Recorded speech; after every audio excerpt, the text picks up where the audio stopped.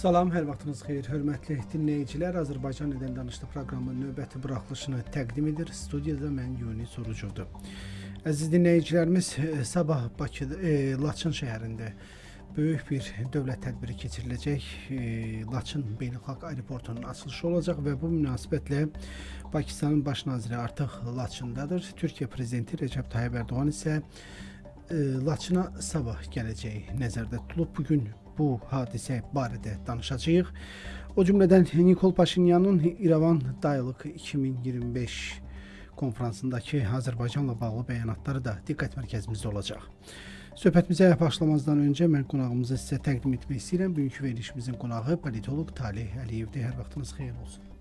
Hər vaxt xeyir olsun Yunus bəy. Bir qədər əvvəl də vurğuladım ki, sabah Azərbaycan tarixinin əlamətlər hadisəsi yaşanacaq. Laçın Beynəlxalq Aeroportu Pakistan və Türkiyə liderlərinin iştirakı ilə açılacaq. Sizcə niyə bu liderlərin görüşü məhz Laçına təsadüf etdi? Laçın niyə seçildi? Bu yalnız sırf aeroportun açılması ilə bağlıdır, yoxsa biz bunda digər simvolik əlamətlər də axtaraq? Yunus bəy, hər şeydən öncə mən sabah 28 may Respublika Günü münasibəti ilə efirimiz vasitəsilə bizi izləyən dəyərli dinləyicilərimizi və bütün Azərbaycan xalqını təbrik etmək istəyirəm. Təşəkkür edirik. Biz də təbriklərə qoşuluruq. Bəli, sizin də qeyd etdiyiniz kimi sabah açılışı 28 maya təsadüf edən Laçın aeroportunun açılması və orada Azərbaycanın 44 günlük Vətən müharibəsində ən yaxın müttəfiqləri qismində çıxış edən qardaş Türkiyə ilə Pakistan İslam Respublikasının dövlət başçısı ilə baş nazirinin iştirakı heç də təsadüfi deyil. Bu sıradan bir aeroportun açılış törəni deyil. Bu ilk növbədə sabah hər üç ölkə liderinin bir daha Azərbaycan, Türkiyə və Pakistanın strateji əməkdaşlığının, perspektiv planlarının beynəlxalq ictimaiyyətə elan edilməsi baxımından çox mühüm olacaqdır. O cümlədən Türkiyənin və türk dövlətlərinin timsalında dost ölkələrə dost mesajı olmaqdan yanaşı həm də rəqib ölkələrə birgə verilmiş mesajdır. O cümlədən Azərbaycanın Ermənistan başda olmaqla digər rəqib dövlətlərinə bir mesajdır və son zamanlar Pakistanla Hindistan arasında yaşanan o gərginliklər fonunda həm də Pakistanın Hindistana vermiş olduğu mesajdır. Siz də və bizim dəyərli izləyicilərimiz də yaxşı xatırlayır ki, 44 günlük Vətən müharibəsindən sonra təkcə Bakı şəhərinin deyil, bütün Azərbaycanın küçələrini üç bayraq bəzəyirdi. Azərbaycan Respublikasının üç rəngli bayrağı, qardaş Türkiyə Cümhuriyyətinin bayrağı və yenə də qardaş Pakistan İslam Respublikasının bayrağı. Biz son günlər daha çox şahidi oluruq sosial şəbəkələrdə Pakistanlıların Azərbaycana, Türkiyə, Banqladeşə və Çinə hörmət və ehtiram əlaməti olaraq bu ölkələrin bayraqları ilə paylaşımlarının edilməsi, bu dövlətlərin Pakistanın yanında yer almasını göstərən belə deyək də, sosial şəbəkə fəallarının bir minnətdarlıq çəkilişlərini, açıqlamalarını. Sabahki tədbirdə heç şübhəsiz ki, bunun adı Laçın bəyannaməsi də ola bilər, Laçın bəyanatı da ola bilər. Amma hesab edirəm ki, hər üç ölkə liderinin bir araya gəlməsində təkcə bir strateji əhəmiyyətinə rağmen yenə də Laçın aeroportunun açılışı ilə bu tədbir yekunlaşmayacaqdır. Birgə siyasi çararlı, geosiyasi məzmunlu bir bəyanatın ən azından verilməsinin şahid olacaq. O cümlədən həm də üç tərəfli yeni əməkdaşlıqla bağlı olan müxtəlif sahələrdə birgə işbirliyinin elan edilməsi kimi mühüm məlumatların mən inanıram ki, ictimaiyyətə açıqlanması baş verəcəkdir.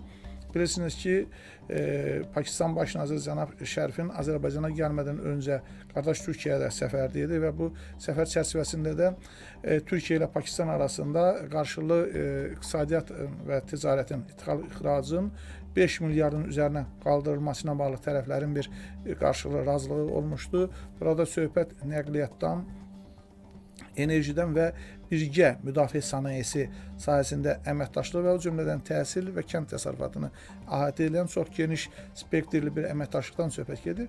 Yəqin ki, sabah Laçında liderlərin belə deyək də birgə keçirəcəyi mətbuat konfransında mı və ya imzalayacaqları birgə bəyanat və ya bəyannamədə də yenə üç tərəfli bu əməkdaşlığın genişlənməsini biz şahid olacağıq. Baxmayaraq ki, bu günə qədər, daha doğrusu 44 günlük Vətən müharibəsinə qədər Azərbaycan, Türkiyə, Azərbaycan, Pakistan, Türkiyə, Pakistan və Pakistan-Türkiyə ikitərəfli əməkdaşlığı uzun illərə dayalı bir əməkdaşlıq idi. Amma biz həmən o 44 günlük müharibə ərəfəsində birgə hərbi təlimlərin keçirilməsi ilə dövlət və hökumət başçısı olan liderlərin birgə görüşlərinin olması ilə və o cümlədən elə həmən dövrə təsadüf eləyir. İlk toplantısı ilə Azərbaycan Milli Məclisində baş tutmuşdu. Hər üç ölkənin birgə parlamentar əməkdaşlığının da əsası qoyulmuşdu. Bugün bu üç ölkə arasında əməkdaşlıq qeyd elədiyim kimi təkcə siyasi səviyyədə, yəni liderlər, dövlət və hökumət başçıları səviyyəsində deyil, eyni zamanda idarə etmənin müxtəlif sahələrində, xüsusilə də müdafiə sahəsində, müdafiə sənayesi sahəsində və parlamentlər arası əməkdaşlıq formatında genişlənir və biz sabahki Laçın aeroportunun açılışı öncəsimi, sonrasımı hər üç liderin də dilindən yeni mesajların verilməsinin şahid olacağıq. Bir qədər əvvəl siz üç tərəfli əməkdaşlığı xatırlatdınız. Mən xatırlayıram ki, ötən il idi, səhv eləmirəmsə, Astanada Azərbaycan, Pakistan və Türkiyə liderlərinin bir üç tərəfli görüş keçirildi. Biz sabahki görüşə həmin görüşün bir davamı hesab edə bilərikmi? Və bu üç tərəfli format düzdür, indiyə qədər uğurlu olub və bundan sonraki bu formatda, bundan sonraki mərhələdə biz daha çox hansı çalarları görə biləcəyik? Yunus bəy, qeyd elədiyiniz kimi bundan öncəki elə Orta Asiyada keçirilən o zirvə toplantısı ərəfəsində olan üç tərəfli əməkdaşlığın davamı kimi də qiymətləndirilə bilər. Amma qeyd elədiyim kimi bu 44 günlük Vətən müharibəsi ərəfəsində daha təşəkkül tapmağa başlamışdı. Həm hərbi istiqamətdə, həm də dediyim kimi parlamentlər arası və liderlər səviyyəsində keçirilən görüşlərlə bu üç tərəfli əməkdaşlığın əsası qoyulmuşdu. Bugün hər üç ölkənin, hətta bilirsiniz ki, bu ilin qış ayında Pakistan Baş nazirinin Azərbaycana bu il üçün ikinci səfəridir. Gəlmişdi və Azərbaycan Pakistan sənayesinə, iqtisadiyyatına, xüsusilə də neft və qaz sənayesinə, enerji sektoruna 2 milyardlardan artıq bir investisiya yatırılmasına bağlı da qərarlar qəbul olunmuşdu. Mən hesab edirəm ki, bu üç tərəfli əməkdaşlıq həm müvafiq qurumlar arası əməkdaşlığın dərinləşdirilməsinə, genişləndirilməsinə biz irəliləyən zamanda daha çox şahid olacaq. Bu da heç şübhəsiz ki, beynəlxalq təşkilatlarda və mötəbər yenə də tədbirlərdə Xarici İşlər Naziri səviyyəsində koordinasiya olunmuş xarici siyasət və dövlətlərin bir-birini müdafiə eləməsi istiqamətində bu qurumların əməkdaşlığının, o cümlədən birgə müdafiə məqsədi ilə hərbi təlimlərin keçirilməsi və müdafiə sənayesinin fəaliyyətinin əlaqələndirilməsi, bilirsiniz ki, Azərbaycanla Türkiyə arasında, o cümlədən Orta Asiya Türk Cümhuriyyətləri arasında artıq birgə müdafiə sənayesi təyinatlı məhsulların istehsalı prosesi gedir və elə Pakistan Baş nazirinin bu ilin qış ayında Azərbaycana səfər zamanı həm də o istiqamətdə də qarşılıqlı bir fikir mübadiləsi aparılmışdı. Yəqin ki, növbəti istiqamət hərbi və hərbi müdafiə sənayesi yönümlü əməkdaşlıq olacaq. Üçüncü bir istiqamət şübhəsiz ki, hər üç ölkənin düzdür, Qarabağda erməni terroru tamamilə məhv edildikdən sonra bu günlərdə qardaş Türkiyədə PKK özünü buraxdığını elan etməsi ilə Azərbaycan və Türkiyə üçün terror nisbətən səngimiş görünsə də bugün daha çox aktual terrorla mübarizə Pakistan üçün aktual olaraq qalır. Amma hesab edirəm ki, nə Azərbaycan, nə də Türkiyə tamamilə terror riskindən, terror təhlükəsindən sığortalanmış vəziyyətdə deyil.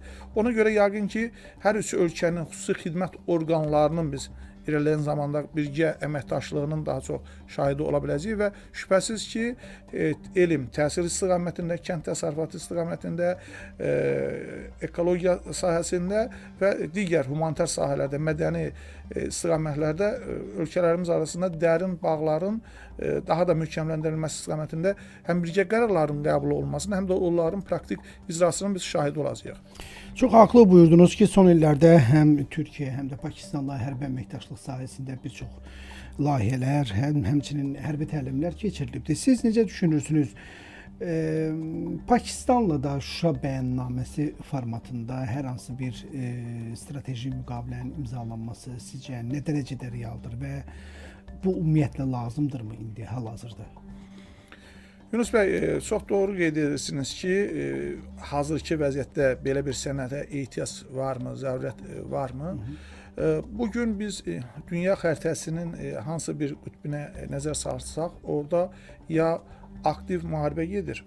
Söhbət Avropa hissəsində Rusiyanın Ukrayna ərazisinin işğalı nəticəsində yaşanan müharibədən gedir. Ya da buna zəmin var. Bəli, yaxın şərqdə hələ də bir yox, bir neçə aktiv müharibə zonası var. Yəni Həmasın 7 oktyabrda törətdiyi terror hadisəsindən sonra İsrailin Qəzza bölgəsindəki aktiv hərbi əməliyyatları hələ də davam edir. O cümlədən Yəməndə Husilərin Qırmızı dənizdəki ticarət gəmilərinə hücumların nəticəsində hələ də Amerika Birləşmiş Ştatları və Böyük Britaniyadan ibarət yaradılmış koalisiyanın Husilərlə hərbi əməliyyatları davam etmiş vəziyyətdədir. İranın özü ilə baxmayaraq ki, Amerika Birləşmiş Ştatları arasında nüvə danışıqları davam edir, amma tərəflər yenə də hərbi təlimləri yüksək səviyyədə hazırlığı davam etdirməklə sanki olacaq bir müharibəyə hazırlıq vəziyyətində fəaliyyətlərini davam etdirirlər və elə qısa müddətli olsa da Pakistanla Hindistan arasında son zamanlar yaşanan müharibə həm Tayvan üzərində, həm də Şərqi Çin dənizi üzərində Amerika Birləşmiş Ştatları ilə Çin arasında gərginliyin 3-cü Dünya müharibəsinə səbəb olacaq qədər risklərin artması və paralel Amerika Birləşmiş Ştatları tərəfindən başladılan ticarət müharibəsində bu danışdığımız, daha doğrusu sadaladığımız faktlara əlavə eləsək, dünyanın hər yerində müharibə riski günü-gündən artdığı bir ərəfədə şübhəsiz ki, hər bir dövlətin həm daxili imkanları hesabına, həm də nəzərə alsaq ki, bugün bir ölkə bu qədər qəliz, mürəkkəb bir vəziyyətdə beynəlxalq səviyyədə təhlükəsini təmin edə bilməz. Ona görə dost və müttəfiq ölkələrin sıralarının genişlənməsində böyük önəm verilməlidir və bu baxımdan Azərbaycan Respublikasının da Türkiyə Cumhuriyyəti ilə sizin qeyd etdiyiniz kimi Şuşa bəyannaməsinin imzalanması, iki tərəfli formatda İsrail dövləti ilə əlaqələrin dərinləşdirilməsi, o cümlədən Türk Dövlətləri Təşkilatı formatında Türk dövlətləri ilə çox tərəfli formatda əməkdaşlığın dərinləşdirilməsi və ayrıca olaraq Pakistanla hərbi və müdafiə sənayesi istiqamətində əlaqələrin genişləndirilməsi, məsələn, o beynəlxalq risklərin, beynəlxalq təhdidlərin artdığı bir zamanda elə hesab edirəm ki, biz ola bilər ki, sabahki belə deyək də, üst tərəfli görüşdə, hətta bundan sonra Azərbaycan, Pakistan, Azərbaycan, Türkiyə deyil, məhz bu üç ölkənin birgə təhlükəsizliyi ilə bağlı ən azından müdafiə sənayesinin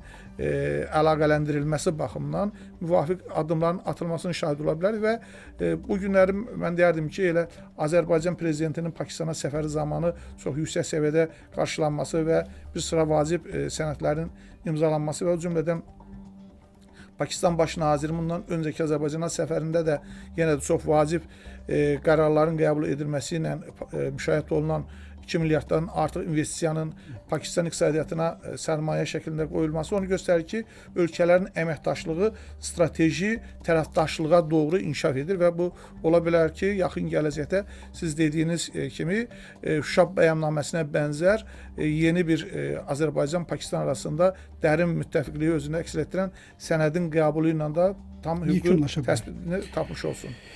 Bir qədər də istəyirdim Nikol Paşinyanın dünən İrəvan Dialoqu 2025 konfransında səsləndirdiyi fikirlər barədə danışaq.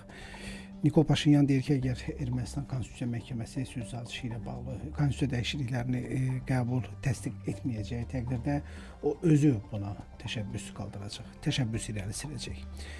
Siz necə düşünürsünüz? Ermənistan baş nazirinin dedikləri həqiqi riskdir yoxsa imitasiya?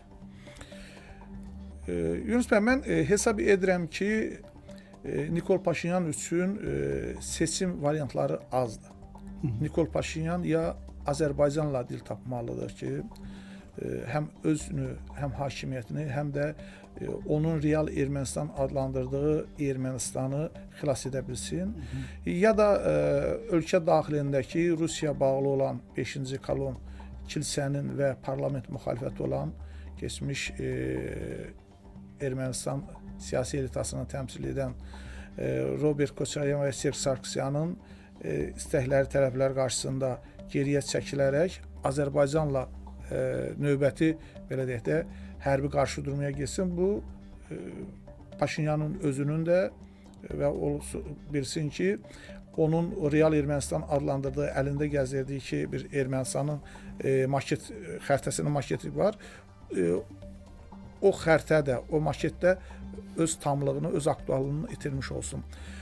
Biz bugünə qədər Nikol Paşinyanın vermiş olduğu bəyanatlarda, xüsusən də son illər mən derdim ki, Rusiya ilə münasibətlərinin açıq qarşıdurma müstəvisinə keçirdikdən sonra vermiş olduğu bəyanatlarda daha çox onu sezə bilirik ki, o fərqindədir ki, Azərbaycanla anlaşmayacaq təqdirdə itirən həm özü olacaq, həm də ölkəsi, təmsil elədiyi dövlət.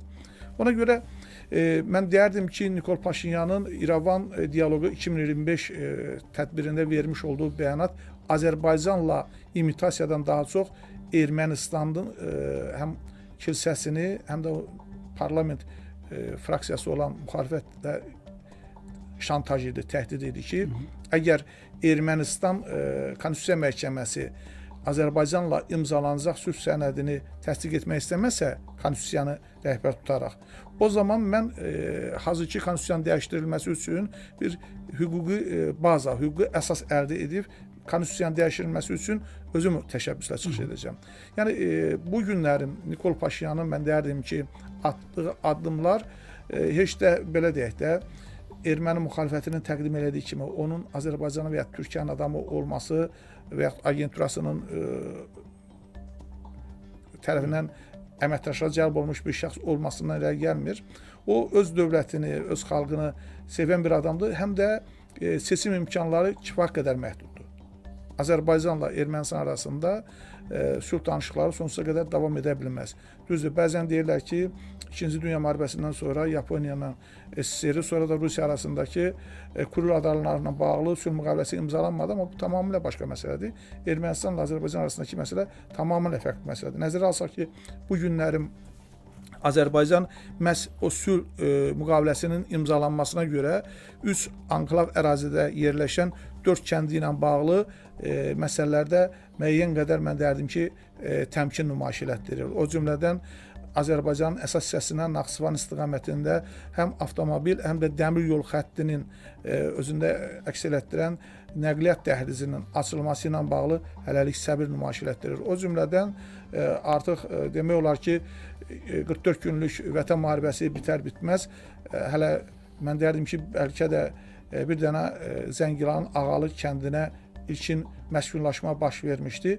Haqlı olaraq bizim Qərbi Azərbaycanlı soydaşlarımız həm daxildə təşkilatlanmaqla, həm də beynəlxalq aləmdə, BMT başda olmaqla, UNESCO səviyyəsində, Avropa İttifaqı və digər beynəlxalq qurumlar səviyyəsində özlərinin dinc və layiqli, ləyaqətli vətənə qayıdış prosesini başladıblar. Yəni, bugün Azərbaycanın, belə deyək də, Ermənistanla sonsuza qədər və yaxud qeyri-müəyyən bir zaman kəsiyində sülh danışıqlarının aparması kimi bir lüksü yoxdur.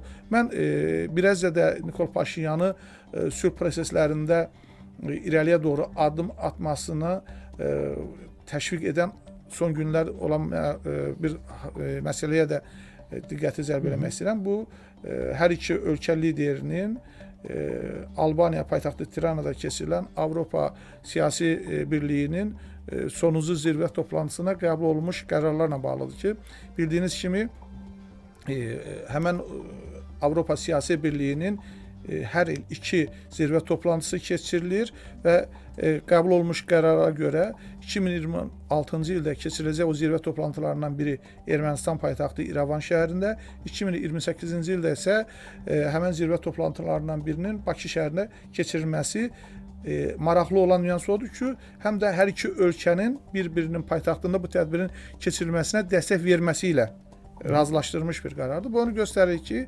bəli, Ermənistan da Azərbaycan qədər yəni Ermənistan deyəndə biz Nikol Paşinyan iqtidarını nəzərdə tuta bilərik ki, sülh danışıqlarına maraqlıdır, amma Azərbaycandan fərqli olaraq, çünki Azərbaycan bu gün həm real müharibənin qalibidir, həm tarixi ədalətsizlik Azərbaycana qarşı olduğundan bu gün tarixi ədalət bərpa olunmalıdır və beynəlxalq hüququn prinsipləri də, beynəlxalq hüququn tərəfləri də ondan ibarətdir ki, hamılıqla qəbul olunmuş hüquqa əməl edilsin.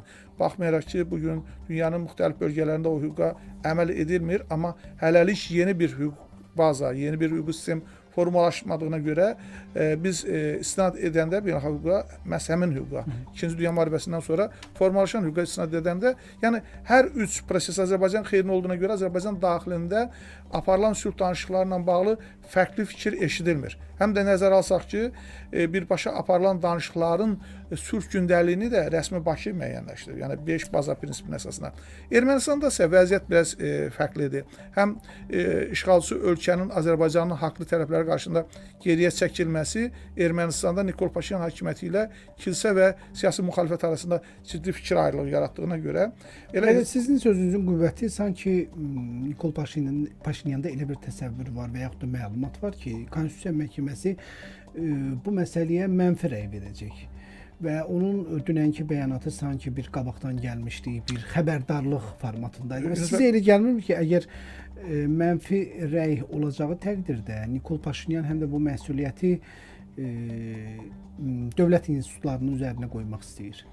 Bilirsiniz, orada situasiya belə ola bilər də. Tutalım ki, Ermənistan Konstitusiya Məhkəməsi bu sənədi qəbul etməlidir. Bundan sonra nə baş verməlidir?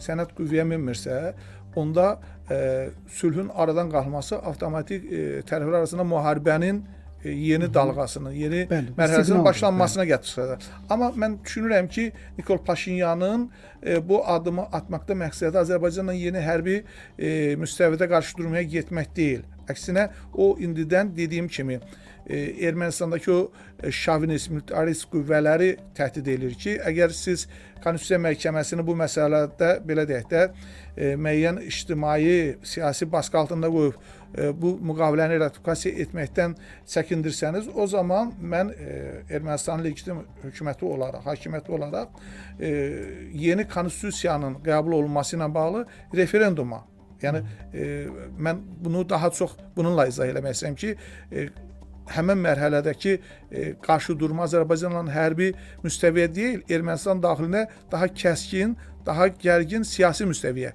yəni yeni konstitusiyanın qəbul olunmasına. Hətta bilirsiniz ki, Nikol Paşinyanın bundan əvvəl Ermənistan konstitusiyasına bağlı vermiş olduğu bəyanat ondan ibarətdir ki, deyir, mən Ermənistan konstitusiyasını bir daha oxudum, gördüm ki, bu müstəqil Ermənistan üçün təhlükəsizlik qarantiyası verən bir sənəd deyil. Bu qonşu ölkələrə qarşı ərazi iddiasıdır.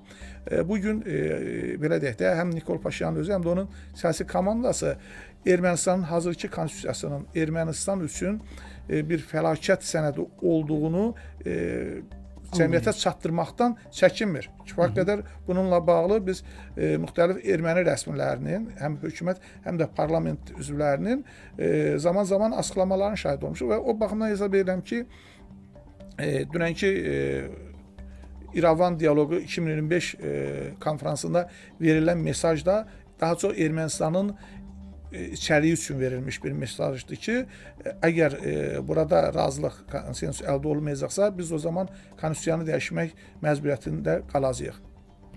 Çox sağ olun. Maraqlı müsahibəyə görə sizə öz təşəkkürümüzü bildiririk. Əziz dinləyicilər, bir daha xatırladım ki, bizimlə həmsöhbət politoloq Talih Əliyev idi. Bununla da verilişimiz sona çatır. Biz sizinlə sabah yenidən eyni vaxtda və eyni məkanda görüşəcəyik. Ona qədər özünüzə yaxşı baxın. Sağ olun.